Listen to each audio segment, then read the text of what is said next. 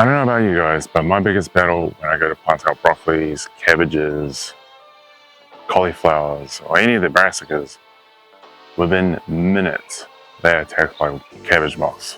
I'm not even kidding. Over the last week and a half, I've been hardening off my collies that need to be planted out today. Or actually, they should have been planted out a week ago. A little bit behind. Put them outside to harden off. Came back 10 minutes later. 5 white moths, white butterflies, whatever you want to call them, just fluffed it off them. By the end of the day, they were riddled with eggs. So for the last week and a half of me hardening them off, every time I brought them inside, I'd do a light spray, a paraffin spray, which is a natural insecticide. It's really good. It's quite handy to have in your arsenal. So I have to do that every day just to make sure those eggs never developed. So in today's video, I'm going to show you how I plant out my cauliflowers, but I'm also going to show you what I'm going to do to mitigate the pest issue that you get with brassicas. What we're going to do moving forward with this farming method and market farming to to protect all our crops properly. Ora whānau, I'm Mitch, this is Dirt Rich Life. Hoaki tātou. So, first things first, before we do anything, you need to lift this up and reset the irrigation. Irrigation also needs for the corn, which is not going to work for the broccolis and collies that are going here. So beer prepped this one a couple of weeks ago. I didn't film it, I just got stuck in the go done and then went to work. I amended the soil with blood and bone, some fresh compost, like matured compost, not fresh, you know what I mean. And ideally part of our protocol is to amend brassica beds with boron, but I'm still waiting for my boron to show up. It still hasn't arrived, hopefully this week. So hopefully when I go to prep one of the broccoli beds, I can show you and explain to you why we will be using boron as a soil amendment leading into planting our brassica beds. So, have to watch out for that video too.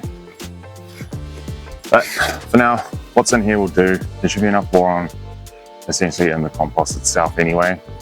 It should be good. And this part here for years was just a lazy man's compost, so there's a lot of matured compost just in the base of this anyway. A lot of organic matter. Basically, this whole bed is just organic matter, pretty much. Look at all those crickets. There's so many. Going around in circles, panicking. These guys. Oh, even babies. There's heaps of them everywhere.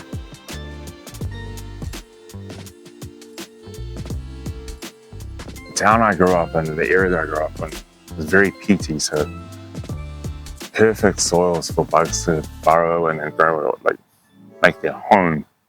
And crickets, this time of year, every year, crickets was so bad to the point where you look outside. This is when I lived in a town area.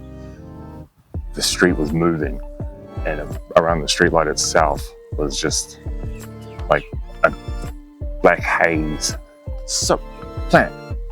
We're going to do an irrigation line here, and then every 30 centimeters after that.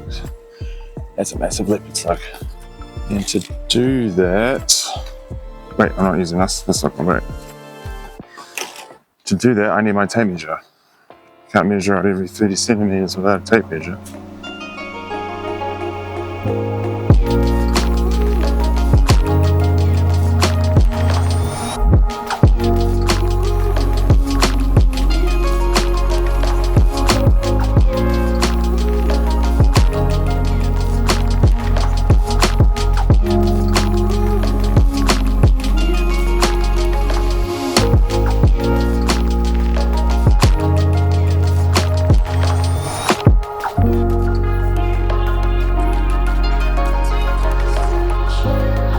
Random rain coming. Dark over there. Very sunny over there. I'll hide you in the corner over here. We're in the compost again. Put you guys in the compost like that last video. I think that works. How the fuck does that work? Rain's coming that way. Clouds are over there. What the? Ooh. So I got the irrigation done. So this bit we got lines every foot, every 300 mil. And then I just ran that second one, or that last one up here that jumps over and goes to the other beds. This one, I'm running a manifold down this end that will go to an end point where I can unplug and drain from, because with the fertilizer recipe I've come up with, if I don't have those types of things in place, all this irrigation line is going to fill up with sludge. Basically, the recipe I've come up with not only can be used out here as a diluted concentrate, I can also use it for the hydroponics I'm going to be doing eventually as well, which will be videos down the track. I won't be doing your traditional hydroponics, it's going to be bioponics. It's going to be a living ecosystem feeding those plants. It's going to be almost 100% organic hydroponic, which leaves a lot of room for error. There's a lot of variables in place and the whole system can turn to crap on me, but that's a video for another day. So essentially, that's why I've got these. I'm going to have these plenums in place so I can drain the lines, flush the lines out after every feed once a week. I have to put some in the tomatoes because I never did it. Pretty sure that should be enough because they will be covered and it's full of organic matter, which means they retain moisture better, and we're being covered all the time. It's not going to dry off as fast. And my irrigation protocol I've got will be pulse irrigation throughout the day, not once every other day or every few days. It will be a couple times through the day for very short periods of the time, especially over summer. One for the initial irrigation in the morning and then a few times throughout the day to help keep the soil cool and the plants happy. It's still raining. The sun's out. It's a weird sun shower because the rain's coming from this way, dark clouds over that way. Not entirely sure how this works. Anywho, next step, put the cupboards back on, burn those holes in like I did with the tomatoes in the last video, and then we'll get to planting. I might quickly inoculate some water with some fungi and some enzymes and everything, just to help break down some of this extra organic matter in this bed while the plants are still growing, and it will help establish a better ecosystem or microbiomes in the soil. The brain's starting to give up on me. Last shift tonight, one more shift, 4 in a row done. Probably had about the same amount of sleep as one person's normal night's sleep as I have had for 4 days. I don't know if that made sense. My brain's about to leave the chat. We better get this done.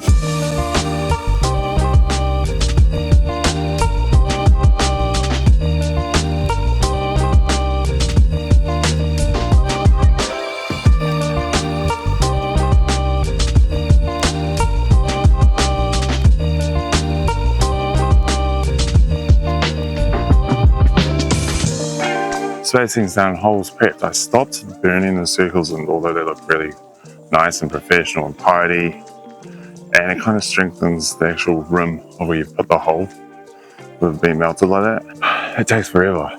So until I can come up with some sort of method to still melt the hole in but be 10 times faster, I'm just going to cut them in for now. Still do the trick, just means it's prone to ripping where that slit is. That being said, once these are in, I'm going to show you what we're going to do to protect the plants, and hopefully they should protect it from anything coming through the garden and ripping it up, i.e. dogs.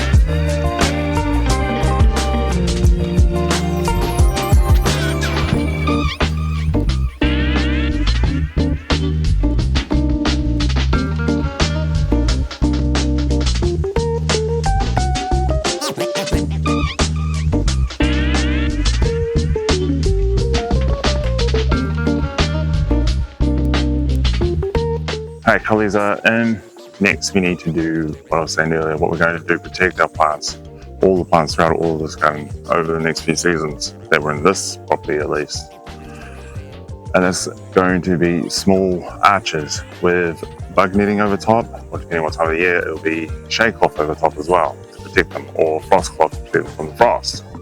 But for now, weather's fine, warm, not cold, yada yada yada. We just need bug net. So doing that, we've got 4 lengths of electrical conduit that I've cut to 2 meters. I've also cut down to size rebar I'll put into the ground. They will act as anchors and the conduit will just slide over the top. 2 meter length when stretched over this 1 meter span of bed should give us a 1 meter height radius, I think. And from there we can just cable tie the bug net to the conduit. Not sure if I'm going to need a ridge beam across the top to stabilize it. We'll see how we go when we put it on. And there it is. First cauliflower. Yeah, my brain's left the chat. You right there? Yeah.